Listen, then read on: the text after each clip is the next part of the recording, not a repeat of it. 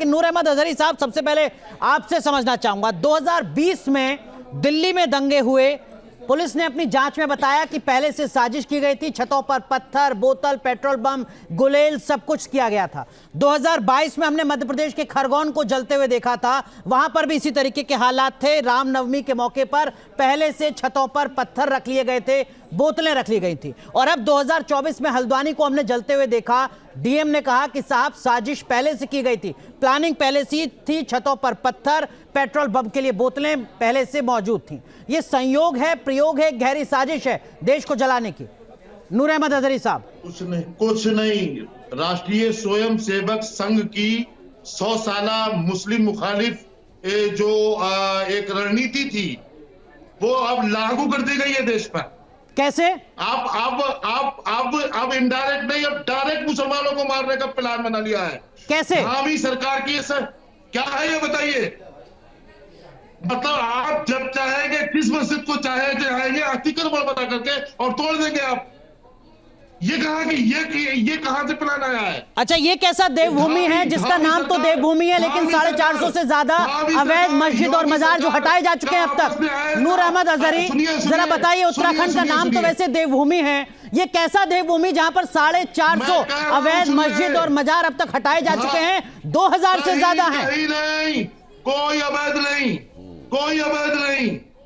धामी जी खुद अवैध काम में मुब्तला है। धामी जी जो ये सब कर रहे हैं, ये मतलब चाहे वो दिल्ली हो, मध्य प्रदेश का खरगोन हो या उत्तराखंड का हल्द्वानी हो, पहले से साजिश रच के घरों पे अपनी छतों पर पत्थर रखना, पेट्रोल पंप की बोतल रखना, ये सामान्य है। आरएसएस की साजिश, ये आपका मूलभूत अधिकार है, आप ये कह रहे हैं नूर अहमद अजहरी? प्रोफेसर कपिल कुमार, क्या यही वो तबका है जो देश को भड़काने की कोशिश कर रहा है, मुसलमानों में आग लगाने की कोशिश कर रहा है? प्रोफेसर कपिल कुमार, ऐसा है भाई कि वो जितने बांग्लादेशी पहुंचे उत्तराखंड के अंदर, वो सब धामी जी अपने ट्रकों में बिठा के लाए थे। आरएसएस वालों ने उनको भेजा था कलकत्ता के रास्ते, वहां से ट्रकों के अंदर कि जाओ भाई उत्तराखंड में जाके बस जाओ। जो रोहिंग्या वहां पे पहुंच गए, मौलाना साहब जरा इन पे भी तो बात करिए कि वहां बांग्लादेशी और रोहिंग्या कैसे पहुंच गया।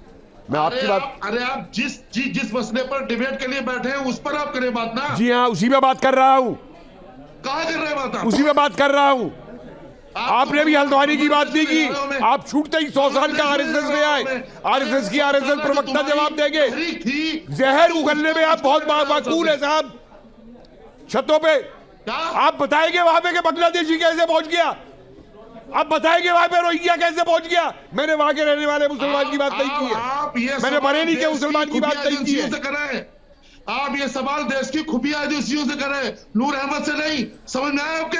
अरे तो नूर अहमद अजहरी, क्या बांग्लादेश के, म्यांमार के रोहिंग्याओं को जम्मू या उत्तराखंड का रास्ता कौन दिखा रहा है? क्या जांच एजेंसी दिखा रही है? वहां के मुख्यमंत्री दिखा रहे हैं? बांग्लादेश से घुसकर रोहिंग्या कैसे जम्मू पहुंच रहा है, कैसे नैनीताल पहुंच रहा है, उत्तराखंड पहुंच रहा है, ये सवाल कर रहे हैं प्रोफेसर कपिल कुमार। अनुराग भाई, यही आपका रवैया सबसे ज्यादा खराब है। अरे आप जवाब दीजिए ना। मुसलमान को हर हाल में आप हर चीज को मुसलमान में बदलते हैं। मुझे एक बात बताइए, सरकारी जमीन के ऊपर अगर कोई भी अधिग्रहण करता है तो हिंदू मुसलमान कहां से हो गया? उसमें सरकारी जमीन के ऊपर अगर किसी ने कब्जा किया तो उसमें हिंदू मुसलमान कहां से हो गया? किसने भी कब्जा किया है वो कब्जा हटाया जाएगा। सरकार आई और उसने मुसलमानों की तमाम दरगाहों, हाँ, क्योंकि आपको कांग्रेस और अखिलेश यादव कब्जे करवाते थे। अजहरी, आप फिर जहर उगल रहे हैं, शायद फिर आधी जानकारी दे रहे हैं। अकेले उत्तराखंड का आंकड़ा मेरे पास है, विपिन कैंथोला प्रवक्ता है भाजपा के, वो करेक्ट करेंगे। 45 मंदिरों को भी हटाया गया है, 45 हिंदू धार्मिक स्थलों को भी उत्तराखंड में हटाया गया है जिन पर सवाल खड़ा हुआ था। तो ये मत कहिए कि सिर्फ मुसलमानों पर निशाना बनाया जा रहा है। अधूरी जानकारी मत दीजिए, गलत जानकारी मत दीजिए। सियासत कैसे चलेगी? विपिन कैंथोला, अरे सत्य तो आप हैं, सत्यवादी आप हैं और सब झूठे हैं इस देश के अंदर। अरे मौलाना, कुछ तो अपने धर्म की वो कर लो। अरे कुछ तो अपने धर्म की बात कर लो ईमानदारी से। इबादत गाहें मिलती है आपको, आप इबादत करते हैं। ठीक है, ठीक है, आप दोनों को रोक रहा हूं। विपिन कैंथोला, ये बताइए जरा कि अगर वहां की जिलाधिकारी ये कह रही है हैं कि मुसलमानों पहले की से जगह प्लान पे, साजिश तो थी। मतलब जहां वो मस्जिद बनी है उस जमीन को आप अरब से उठा के लाए थे अपने कंधों के ऊपर, अरब से उठा के लाए थे अपने कंधों के ऊपर। ठीक है Kapil sir please, Noor Ahmad Azhari please, मैं आऊंगा आपके पास। विपिन कैंथोला ये बताइए, अगर हल्द्वानी में जिलाधिकारी ये कहती हैं कि साहब पहले से पत्थर मौजूद थे, पहले से वहां पर बोतलें रखी गई थी, प्री प्लान साजिश थी, तो लोकल इंटेलिजेंस यूनिट क्या कर रहा था, बीट कांस्टेबल क्या कर रहा था, स्थानीय थाना चौकी सिपाही क्या कर रहे थे? कोई सूचना नहीं मिल पाई आपको, अचानक हल्द्वानी जल गया। अनुराग, इस जिलाधिकारी को तो बंद करना चाहिए। सर मैं आऊंगा, क्या कर रहा था पहले वो? विपिन कैंथोला, महिलाएं सर, वो विपिन कैंथोला। देखिए अनुराग भाई, पहले तो इनको सूचना पूरी नहीं है कि हुआ क्या है वहां पर, जो और जिस प्रकार से चिल्ला रहे थे कि जो अतिक्रमण हटाए गए थे, पहले भी जो अतिक्रमण हटाए गए थे उत्तराखंड के अंदर, वो सारे अतिक्रमणों पर हमने कहा था अतिक्रमणकारियों को जिन्होंने अतिक्रमण किया है कि भाई आप अपना स्वामित्व तो बता दीजिए। मुनादी पिटवाई गई, नोटिस लगवाए गए, जितने भी धार्मिक स्थल जो कहते हैं कि तोड़े हैं या इनकी मदरसे टूटे हैं, मंदिर भी टूटे हैं और 1500 चिन्हित किए गए हैं और ये हाई कोर्ट का आदेश है। और ये वनपुरा, देखिए अनुराग भाई, दो वो हैं जी, एक रेलवे का है, वो सुप्रीम कोर्ट में चल रहा है। सुप्रीम कोर्ट में रेलवे की जो जमीन है, वनपुरा का कुछ हिस्सा जो है वो रेलवे का जो मुकदमा है वो चल रहा है। जरा तथ्यात्मक जानकारी ले लें बीजेपी के प्रवक्ता से, फिर आप जवाब दीजिएगा। कैंथोला जी आप कंप्लीट कीजिए संक्षेप में। विपिन कैंथोला, मुसलमानों का देश में नहीं, किसने करा दिया भाई? आप लोगों ने बम वहां पर रखे हैं, आप लोगों ने पेट्रोल बम वहां पर रखे हैं, आपके लोग पत्थर वहां पर लेकर के चल रहे हैं। ये ऐसे लोग जो टीवी चैनल में बैठ करके ऐसे मौलवी टीवी चैनल में बैठ करके गाली गलौज करके गाली गलौज कोई नहीं कर पाएगा, इतनी किसी की हिम्मत नहीं है कि कोई किसी के खिलाफ व्यक्तिगत टिप्पणी कर सके डिबेट लाइव में। लेकिन कैंथोला साहब, जो मेरा बुनियादी सवाल था, अगर ये सब कुछ प्री प्लान साजिश थी तो बीट कांस्टेबल से लेकर थाना और लोकल इंटेलिजेंस यूनिट क्या कर रहा था?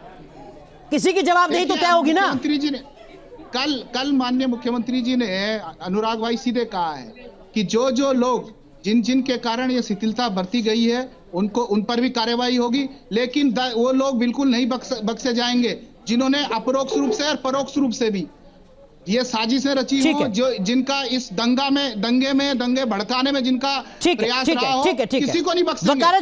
वकारज भट्टी, जब तौकीर रजा ये बोलेंगे कि फिर से आजादी की लड़ाई शुरू करनी होगी तो क्या होगा? तो हल्द्वानी जलेगा शायद। अगर तौकीर रजा ये बोलेंगे कि मुसलमानों का सब्र टूटा तो जंग हो जाएगी तो क्या होगा? तो हल्द्वानी जलेगा।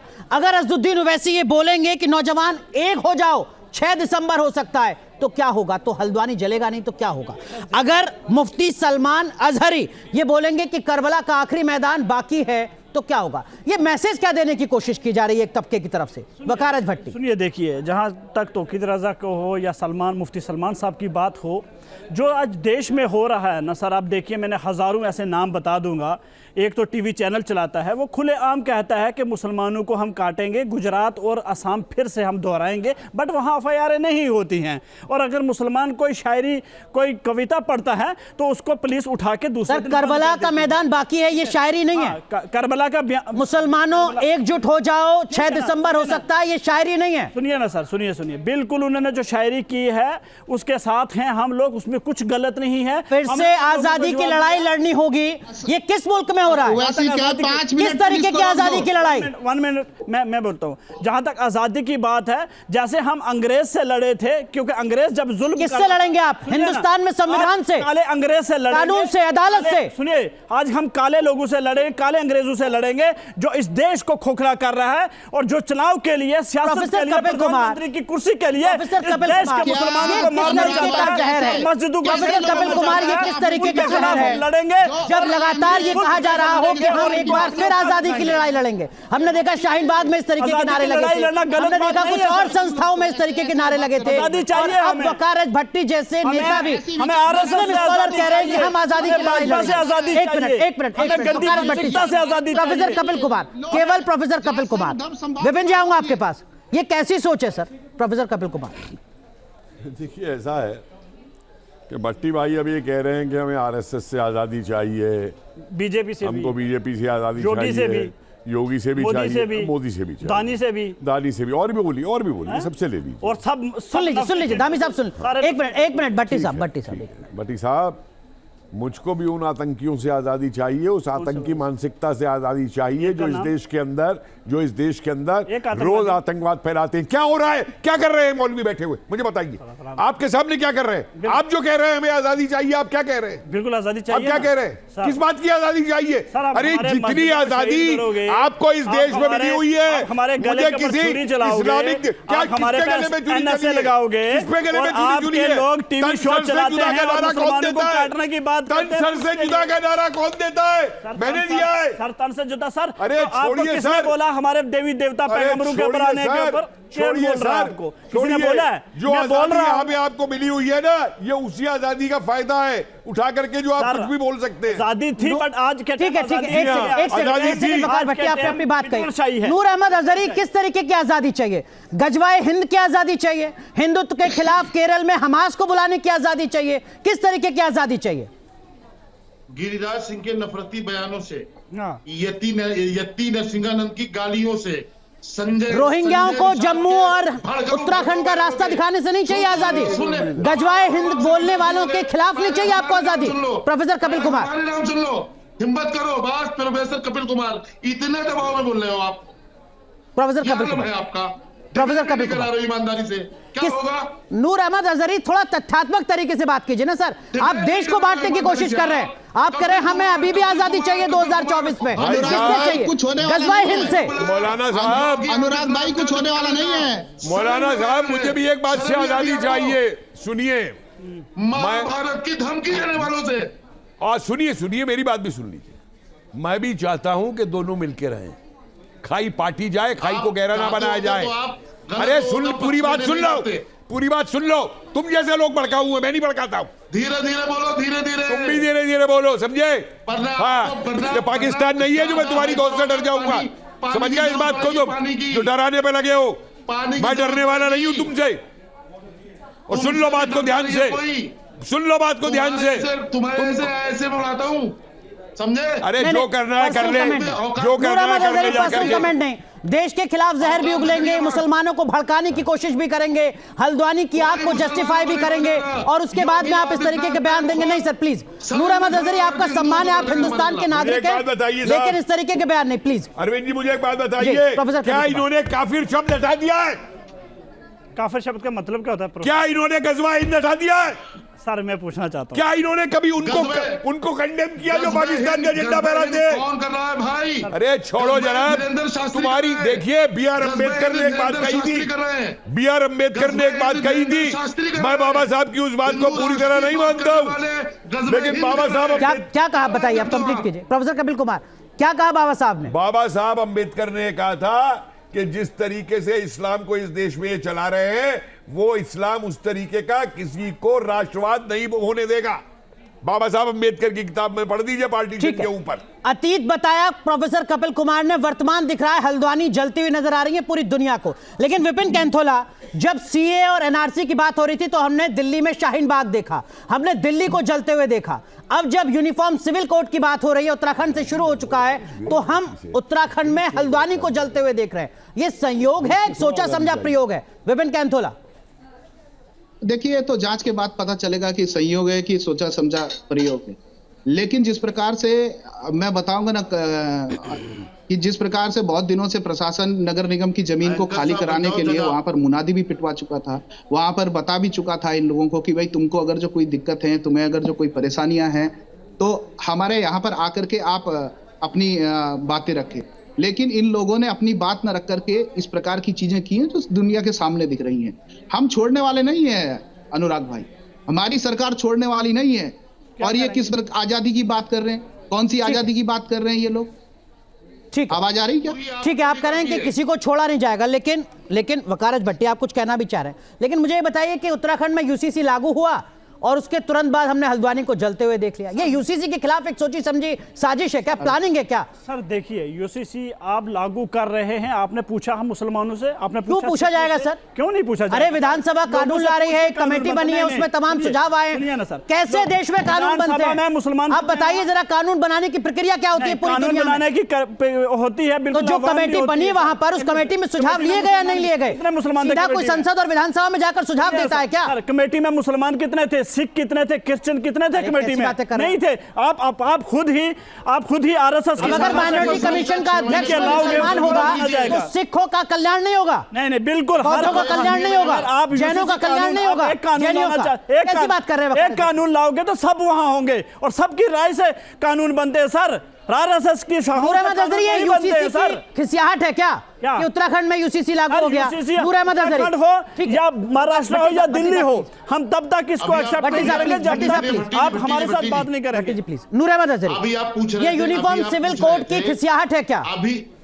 अभी उन्होंने आपसे कहा कि उन्होंने क्या हम लोगों से पूछा, 6 महीने पहले की रंजना देसाई जो यूसीसी कमेटी की चेयरपर्सन है, उनका इंटरव्यू आप देख लीजिए। उन्होंने कहा है हम सभी समाज के उलमा से, दानिशवरों से, विद्वानों से बात किए बिना यूसीसी लागू नहीं करेंगे। बताएं उन्होंने कितने विद्वानों से बातचीत की है, बताएं ना। तो इसीलिए हल्द्वानी जला ना, इसीलिए हल्द्वानी जला। प्रोफेसर कपिल कुमार, नूर अहमद अजहरी ने ये साफ कर दिया अपने इस बयान से कि हल्द्वानी में अवैध अतिक्रमण के खिलाफ एक्शन हुआ, उसकी वजह से हल्द्वानी नहीं जला। उत्तराखंड ने यूसीसी लागू कर दिया, उसकी खिसियाट है, उससे एक मैसेज देने की कोशिश की जा रही है। प्रोफेसर कपिल कुमार, अरे आप ही ने कहा साहब, आप ही ने कहा, आप ही के शब्द में बोल रहा हूं। प्रोफेसर कपिल कुमार, ये जैसा शाहीन बाग था, जैसे दिल्ली जल रही थी, वैसे ही उत्तराखंड को जलाने की साजिश। प्रोफेसर कपिल कुमार, देखिए, सन 47 से पहले भी यही बातें उठाई गई थी कि साहब हिंदू मेजॉरिटी होगी, हमारे कानून मार दिए जाएंगे, हमको रहने नहीं दिया जाएगा। उन डिमांड्स के ऊपर इन्होंने पाकिस्तान लिया मानकर। भाई पाकिस्तान ले लिया तो चले जाते पाकिस्तान, तुम्हारी डिमांड वहां पे सारी पूरी हो जाती है। जब तुमने एक जिसे आप सेकुलर स्टेट बोलते हो वहां पे रहना स्वीकार किया, तो सेकुलर स्टेट के अंदर कानून भी सेकुलर होंगे। और एक बात बताऊं मैं इनसे, इनको तलाक पे, हलाला पे, शादी पे, इन सब पे तो इनको दिक्कत है यूसीसी से। भाई मुझे एक बात बताओ फिर, तो जो इनका शरीयत है, वो जो चोरी डकैती या कत्ल करने वाले हैं, उन पे भी शरीयत की मांग क्यों नहीं करते कि हाथ काटे जाएंगे चोरी करोगे तो? वहां नहीं होगा। भट्टी साहब, शरारत सिर्फ औरतों के लिए लाई जाएगी। भट्टी साहब जवाब दीजिए। 3 तलाक पे नहीं होगी, उस पे नहीं होगी। भट्टी साहब जवाब दीजिए, क्या इस देश का एक मुस्लिम तबका मुस्लिम महिलाओं को बराबरी का हक नहीं देना चाहता, इसलिए अवैध अतिक्रमण के नाम पर हल्द्वानी को जला दिया? सुनिए, जो कपिल साहब ने बात की है अभी कि आप तलाक के ऊपर, भट्टी साहब 10 सेकंड, हलाला के ऊपर आप कानून के खिलाफत करते हो, तो आप शरीयत कानून बाकी चोरी के ऊपर, मर्डर के ऊपर क्यों उनको विरोध करते हो? मैं चाहता हूं आज शरीयत के तमाम कानून लागू हो, चाहे चोरी के हो, चाहे मर्डर के हो। अरे साहब, ये और बड़ी बात वकारत भट्टी कह रहे हैं, हर एक हिंदुस्तान में शरिया लागू हो। वकारत भट्टी की सोच आप समझ सकते हैं कि किस तरीके से पूरा शरिया लगा दीजिए, शरिया सब पे लगाया जाए। क्या होता है, सवाल हमने आपसे यही पूछा था आज डिबेट लाइव में।